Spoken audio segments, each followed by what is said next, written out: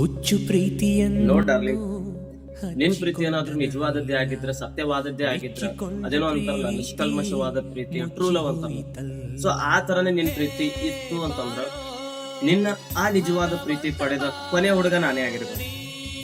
ಒಂದ್ ವೇಳೆ ನಿಂದೇನಾದ್ರೂ ಮೋಸದ ಪ್ರೀತಿ ಆಗಿತ್ತು, ಅದ್ರಲ್ಲಿ ಬರೀ ಸುಳ್ಳುಗಳೇ ತುಂಬಿದ್ವು ಅಂತಂದ್ರ ನಿನ್ನ ಆ ಮೋಸದ ಪ್ರೀತಿ ಒಳಗ ಮೋಸ ಹೋಗಿರೋ ಕೊನೆ ಹುಡುಗನು ನಾನೇ ಆಗಿರ್ಬೇಕು.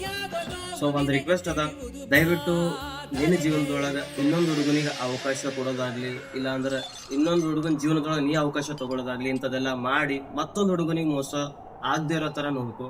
ಮೋಸ ಆಗ್ಬಾರ್ದು.